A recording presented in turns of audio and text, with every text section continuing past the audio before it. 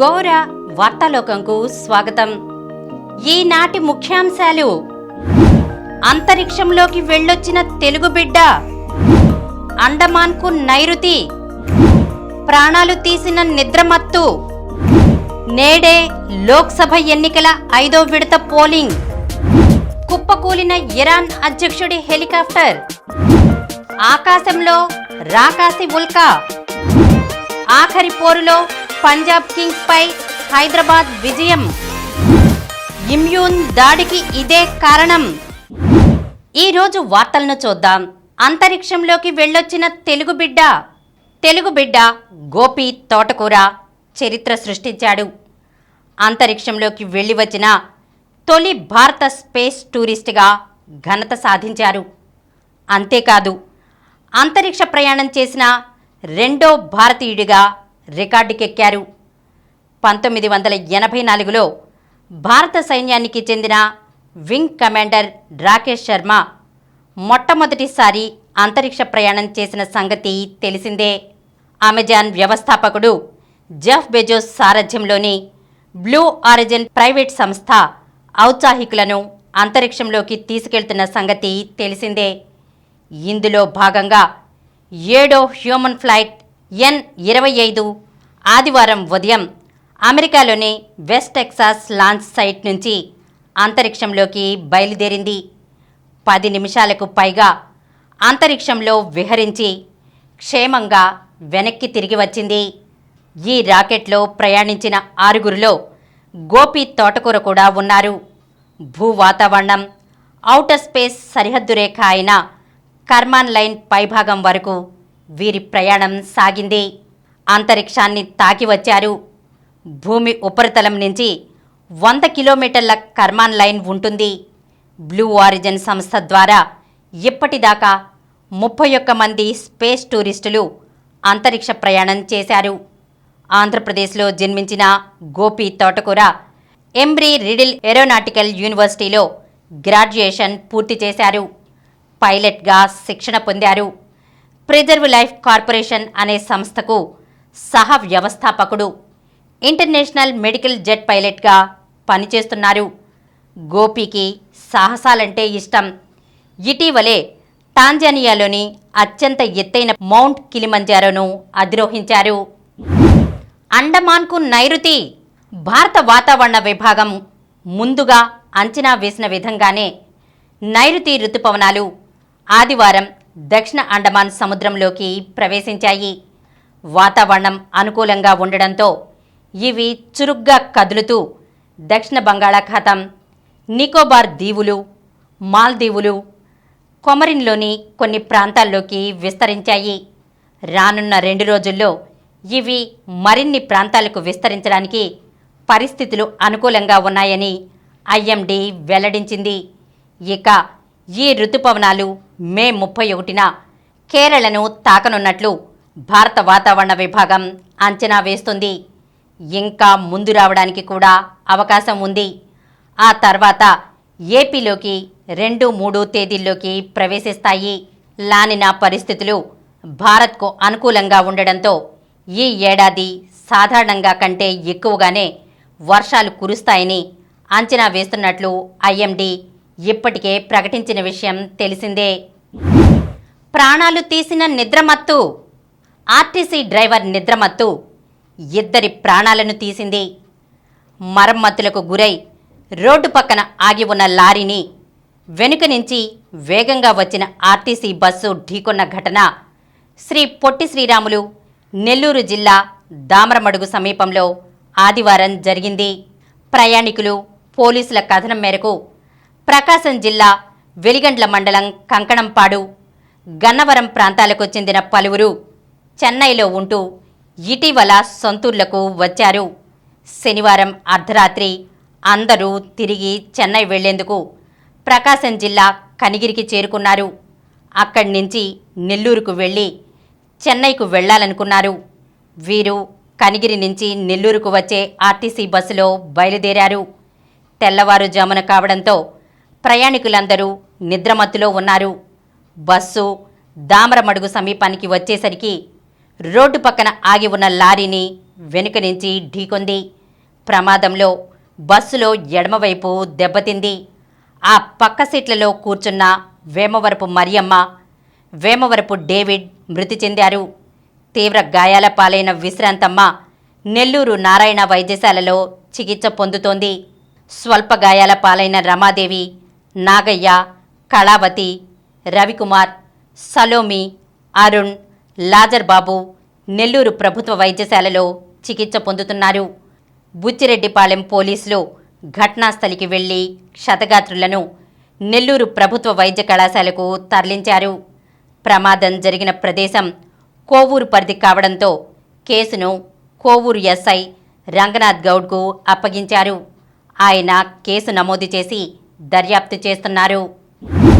నేడే లోక్సభ ఎన్నికల 5వ విడత పోలింగ్. సార్వత్రిక ఎన్నికల 5వ దశ పోలింగ్ ఈరోజు ఉదయం 7 గంటలకు మొదలైంది. లోక్సభ ఎన్నికల్లో భాగంగా నేడు 6 రాష్ట్రాలు, 2 కేంద్రపాలిత ప్రాంతాల్లోని 49 స్థానాలకు పోలింగ్ జరుగుతోంది. మొత్తం 695 మంది అభ్యర్థులు బరిలో ఉన్నారు. యూపీలో 14, మహారాష్ట్రలో 13, పశ్చిమ బెంగాల్లో 7, బీహార్ 5, ఒడిశా 5, జార్ఖండ్ 3, జమ్మూ కాశ్మీర్ 1, లద్దాఖ్లో 1 నియోజకవర్గంలో పోలింగ్ జరుగుతోంది. రాహుల్ గాంధీ, స్మృతి ఇరానీ, రాజ్నాథ్ సింగ్ వంటి ప్రముఖులు బరిలో ఉన్నారు. 49 పార్లమెంట్ నియోజకవర్గాల్లో పోలింగ్ కేంద్రాలకు ఓటర్లు పోటెత్తుతున్నారు. ఆయా చోట్ల పలువురు సినీ, రాజకీయ ప్రముఖులు తమ ఓటు హక్కును వినియోగించుకున్నారు. 8 రాష్ట్రాలు, కేంద్రపాలిత ప్రాంతాల్లో పోలింగ్ జరుగుతుండగా ఉదయం 11 గంటలకు 23.66% మంది ఓటు వేశారు. కుప్పకూలిన ఇరాన్ అధ్యక్షుడి హెలికాప్టర్. ఇరాన్ అధ్యక్షుడు, అతివాద నేత ఇబ్రహీం రైసీ ప్రమాదంలో చిక్కుకున్నారు. ఆయన ప్రయాణిస్తున్న హెలికాప్టర్ ఆదివారం ఉదయం తూర్పు అజర్బైజాన్ ప్రావిన్స్ పర్వతమయ అటవీ ప్రాంతంలో కనిపించకుండా పోయింది. హెలికాప్టర్ కుప్పకూలిందని అంతర్జాతీయ మీడియాలో కథనాలు వెలువడ్డాయి. కానీ హెలికాప్టర్కు ఏమైంది, అధ్యక్షుడి యోగక్షేమాలు వంటి వివరాలను ఇరాన్ ప్రభుత్వం ఇంకా వెల్లడించలేదు. Iran supreme leader Ayatollah Ali Khamenei మార్గదర్శకంలో గత నెలలో ఇజ్రాయిల్పై అసాధారణ స్థాయిలో డ్రోన్లు, క్షిపణి దాడులకు తెగబడడం, గతంలో ఎన్నడూ లేనంతగా అణ్వస్త్రాల్లో వినియోగించే స్థాయిలో నాణ్యమైన యురేనియంను శుద్ధి చేయడం వంటి చర్యలతో రైసీ దూసుకుపోతున్న వేళ ఆయనకు ప్రమాదం జరగడం గమనార్హం. ఇరాన్, అజర్బైజాన్ సంయుక్తంగా ఇరు దేశాల సరిహద్దు ప్రాంతంలో అరాస్ నదిపై నిర్మించిన ఖిజ్ ఖలాసీ డ్యాంను ప్రారంభించేందుకు రైసీ ఆదివారం ఉదయం అక్కడికి చేరుకున్నారు. ప్రారంభోత్సవం తర్వాత విదేశాంగ మంత్రి Hussein Amir Abdollahian East Azerbaijan province గవర్నర్తో కలిసి హెలికాప్టర్లో బయలుదేరారు. వీరి హెలికాప్టర్కు తోడుగా మరో 2 హెలికాప్టర్లు రక్షణగా వచ్చాయి. హెలికాప్టర్లు జోల్ఫా, వర్జఖాన్ నగరాల మధ్యలోని పర్వతమయ అటవీ ప్రాంతానికి చేరుకోగానే రైసీ ప్రయాణిస్తున్న హెలికాప్టర్ హార్డ్ ల్యాండింగ్ అయిందని అంతర్జాతీయ మీడియాలో వార్తలొచ్చాయి. అటవీ ప్రాంతంలోనే సన్గన్ రాగిగని సమీపంలో విమానం కూలిందని కథనాలు వెలువడ్డాయి. దేశ అధ్యక్షుడి జాడ గల్లంతైన వార్త తెలిసి దేశ అత్యున్నత సహాయక సిబ్బంది రంగంలోకి దిగారు. కానీ ఘటనా స్థలిలో దట్టంగా కమ్ముకున్న మంచు, అక్కడికి వెళ్లడానికి ఎలాంటి రహదారి లేకపోవడం రెస్క్యూ పనులకు తీవ్ర ఆటంకంగా మారిందని అంతర్గత శాఖ మంత్రి అహ్మద్ వాహిదీ చెప్పారు. ఒక హెలికాప్టర్ను దింపడానికి ప్రయత్నించి విఫలమయ్యారు. వర్షం, బురద కారణంగా అక్కడికి సహాయక బృందాలు కాలినడకనే వెళ్తున్నట్లు సమాచారం. అధ్యక్షుడు క్షేమంగా తిరిగి రావాలని దేశవ్యాప్తంగా అందరూ కోరుకుంటున్నారు. దేశంపై అంతర్జాతీయ ఆంక్షల నేపథ్యంలో 1979 నాటి పాతతరం విమానాలు, హెలికాప్టర్లనే ఇరాన్ వాడుతోంది. రైసీ బెల్ 412 రకం హెలికాప్టర్లో ప్రయాణించినట్లు తెలుస్తోంది. ఆకాశంలో రాకాసి ఉల్కా. స్పెయిన్, పోర్చుగల్ గగనతలంలో ఓ అరుదైన దృశ్యం ఆవిష్కృతమైంది. ఓ భారీ ఉల్కా భూమిపై పడింది. భూ వాతావరణాన్ని చీల్చుకుంటూ దూసుకొచ్చే క్రమంలో అది రాపిడికి లోనై నీలివర్ణపు వెలుగులను వెదజల్లింది. ఫలితంగా రాత్రి సమయం పట్టపగలను తలపించింది. ఇది ప్రజలను సంభ్రమాశ్చర్యాలకు గురిచేసింది. ఈ ఉల్క వెలుగు కొన్ని వందల కిలోమీటర్ల దూరం కనిపించినట్లు వార్తలొస్తున్నాయి. ఈ ఉల్క ఎక్కడ నేలను తాకిందో ఎవరూ ఖచ్చితంగా చెప్పలేకపోతున్నారు. ఇది క్యాస్ట్రోడైరో ప్రాంతంలో పడినట్లు ప్రచారం జరుగుతోంది. దీనికి సంబంధించిన పలు వీడియోలు నెట్టింట వైరల్గా మారాయి. ఆఖరి పోరులో పంజాబ్ కింగ్స్పై హైదరాబాద్ విజయం. అద్భుత ప్రదర్శనలు, మెరుపు ఇన్నింగ్స్లతో సీజన్ ఆసాంతం అదరగొట్టిన సన్ రైజర్స్ హైదరాబాద్ 8వ విజయంతో లీగ్ దశను ముగించింది.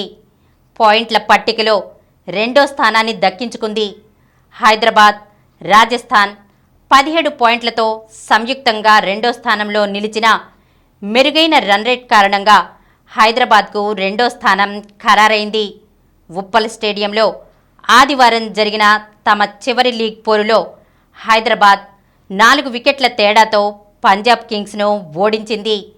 టాస్ గెలిచి బ్యాటింగ్ ఎంచుకున్న పంజాబ్ 20 ఓవర్లలో 5 వికెట్ల నష్టానికి 214 పరుగులు చేసింది.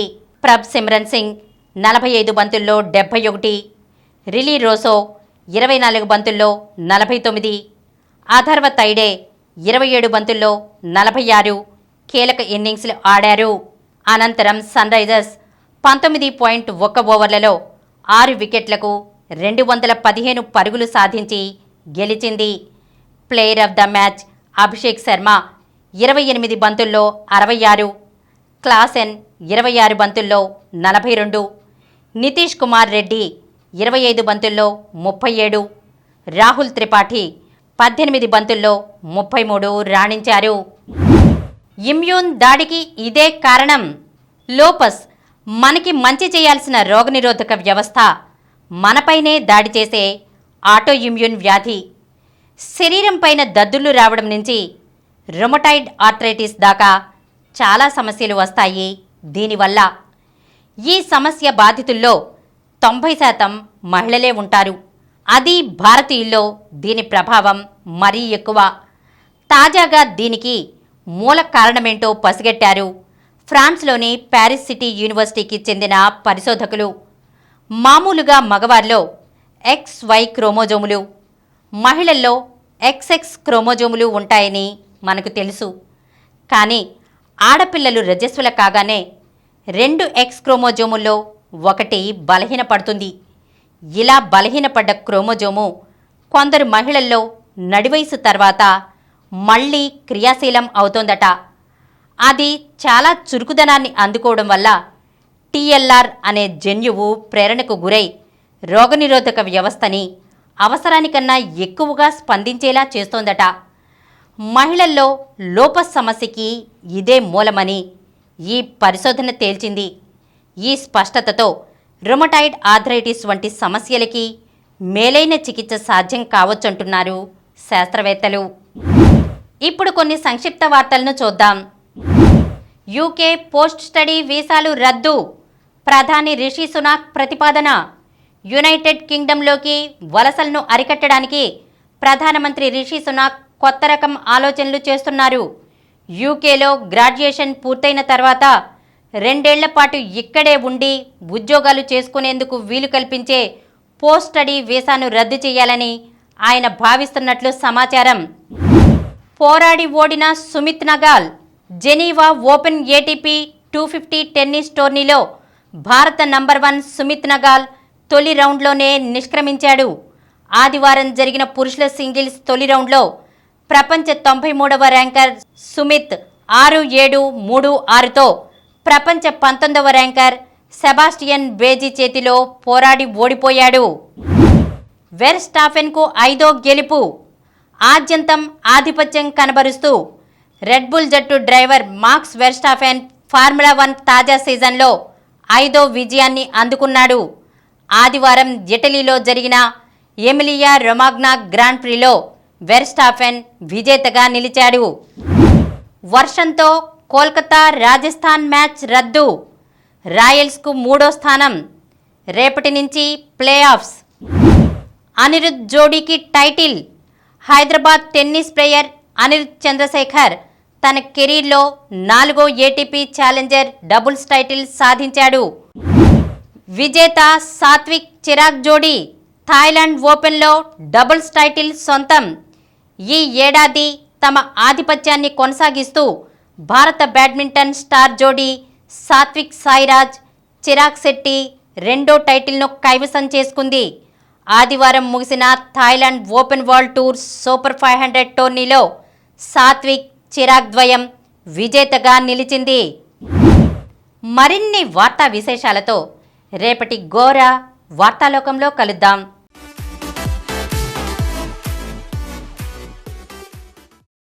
ప్రతిరోజు వార్తా విశేషాల కోసం అనతి కాలంలోనే 20 కోట్ల వ్యూస్ సాధించిన డాక్టర్ సమరం మల్టీ ఛానల్ నెట్వర్క్ సమర్పించు గోరా వార్తాలోకంకు సబ్స్క్రైబ్ చేయండి, లైక్ చేయండి, మీ ఫ్రెండ్స్కి షేర్ చేయండి. అలాగే ప్రక్కనున్న గంట సింబల్ని ప్రెస్ చేయడం మర్చిపోకండి. Please download Samaram multi-channel app and watch your favorite channels from your mobile.